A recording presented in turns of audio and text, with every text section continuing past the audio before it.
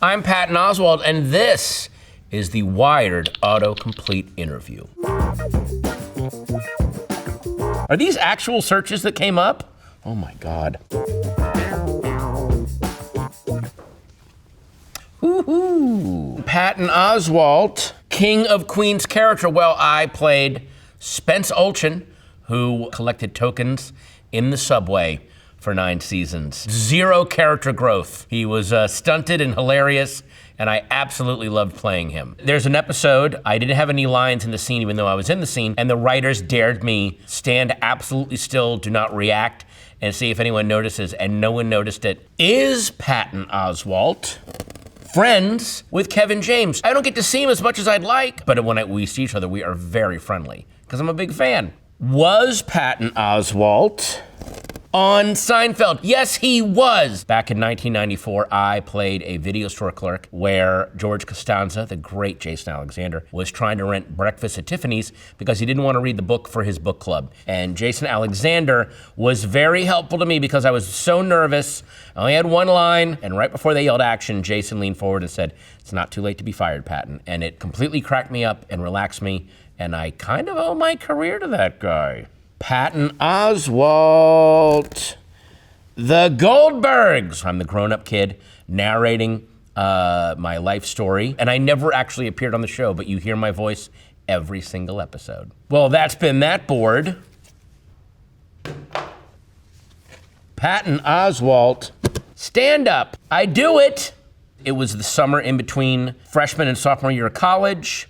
1988, had to figure out what I wanted to do with my life. Did a few open mics in Washington, D.C., and that, even before I got good at being a stand-up, I just loved that world. I loved the hang.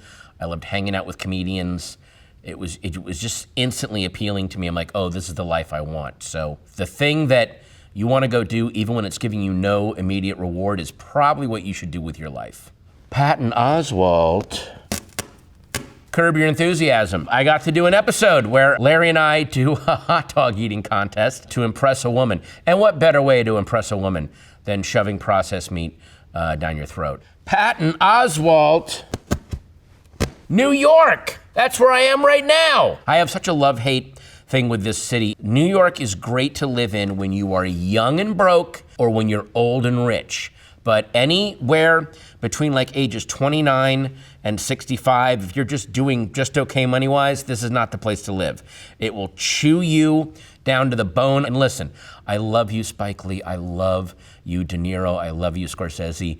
But when those guys talk about, New York, it's the only way to live. Yeah, the way you live here, with a private elevator that takes your car up to your penthouse. Absolutely, that's the best way to live. Yes, but when you're in a studio apartment in Hell's Kitchen with a French bulldog that's pooping all over the place, no, maybe not the place to live. Patton Oswalt, Zoolander. I've known Ben Stiller since the 90s. I love him. I did a lot of early draft reads, and then he goes, come in and be this monkey photographer. So I am this monkey photographer, and I'm shot through a fisheye lens, so not a lot of people realize it's me. What a lot of other people don't know is the tagline in the poster I came up with. 3% body fat, 0% brain activity. That's mine. Can I throw it?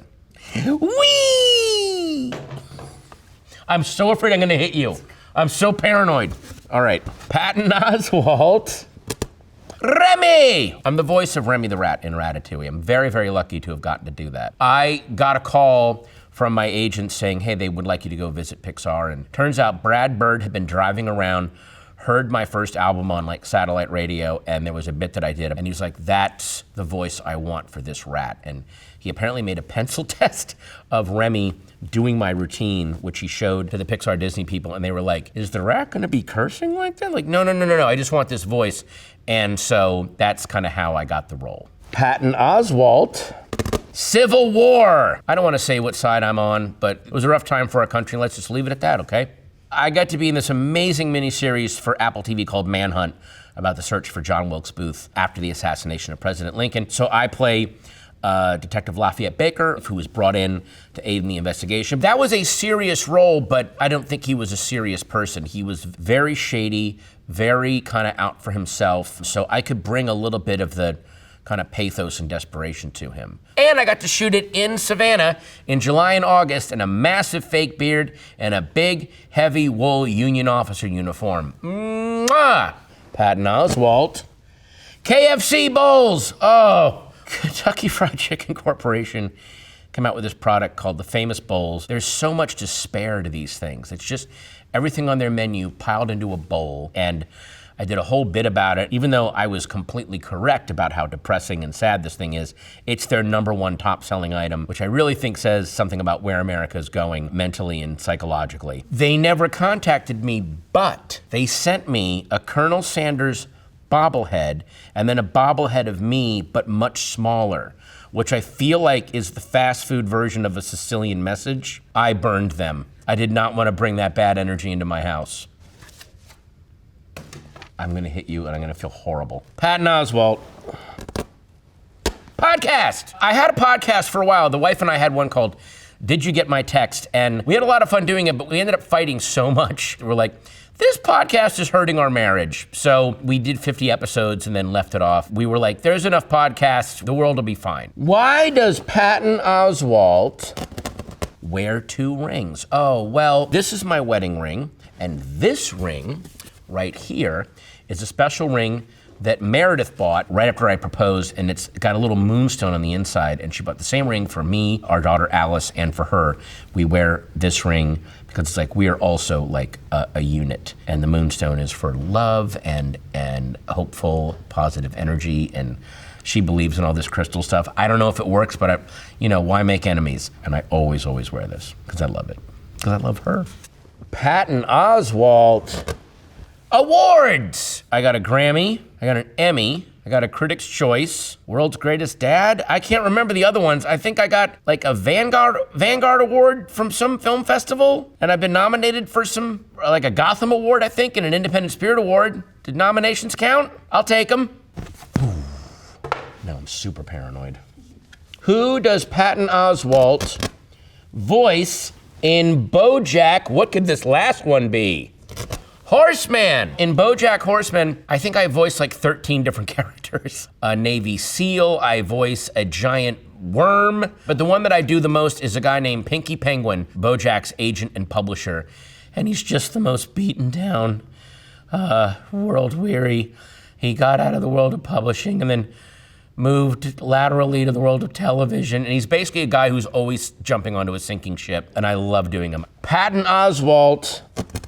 Star Wars! I was on Parks and Rec and I did this massive rant where not only did I pitch a Star Wars sequel, but then I tried to tie in everything, the Marvel-verse, DC Comics, Star Trek, Greek myths, everything I could possibly think of, I slapped together. It kind of went viral. Entertainment Weekly made a poster based on my rant, incorporated every single thing that I said, which was crazy. And then when the Book of Boba Fett showed on Disney, the opening shot, I had this confirmed by Jon Favreau, they matched the opening shot to the beginning of my filibuster about Star Wars. So I'm kind of in the Star Wars verse, in a way. Patton Oswalt, MCU! I have done a lot of stuff in the Marvel Comics universe. I played MODOK in the Hulu animated series, which I also wrote and created. I played Agent Koenig and his many brothers on Agents of S.H.I.E.L.D. That was great. Peter Parker's gentle Uncle Ben on Spider-Man animated show, and Pip the Troll at the end of Eternals.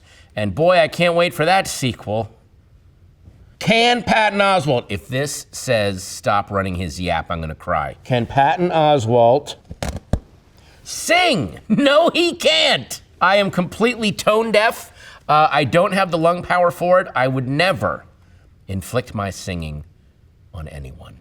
I found a video of you singing. Wait a minute. Let me amend this then. There is a group called Choir, and I was tweeting about them and just love them, and they go, how would you like to sing with us? I'm like, I don't really sing. So we figured it out, let's do a Beck song. We managed to get away with it, and in my very limited vocal range, I was able to pull off a pretty good rendition of Beck's New Pollution, if I do say so myself. I got away with it once, I'm not gonna press my luck. Are you okay? Patton Oswalt. Norm Macdonald. I love Norm Macdonald. He was never not hilarious, and he was clearly operating on this kind of advanced fifth and sixth dimensional level. There's a structure to his career and to what he was doing that I think people are just now starting to see. That's a really amazing legacy to get to leave. Patton Oswalt, the 1% Club. Funny you should mention that, because I'm hosting a new game show called the 1% Club. It was originally a British game show, and they offered me the hosting job, and they sent me the first season, and my God, I loved it so much. And I said, sure, I'll do this. And it has been a blast. Patton Oswalt, quotes! My quote to do a show? What does quotes mean? I get quoted sometimes. There's a thing about religion and tolerance, which I said you have to respect everyone's beliefs, which I think is incorrect. I think you have to acknowledge everyone's beliefs and then reserve the right to go, and that's ridiculous. I have an uncle who believes he saw Bigfoot. We neither believe him nor do we respect him. So I think that's where you get into trouble. When you think you have to respect everyone's beliefs, you don't have to do that. Patton Oswalt, Twitter, still on it. Even though it's become a weird neo-fascist cesspool, but hey, there's still no better way to promote my upcoming gigs at Befuddled's in West Virginia than to go on the Nazi-adjacent electronic bulletin board. Thanks, Elon. I'll always call it Twitter. I gotta say, they really covered the gamut of my life here. There's stuff that hasn't even come up in my Google searches of myself. If an entertainer tells you that they don't Google themselves, they're lying. We never don't Google ourselves.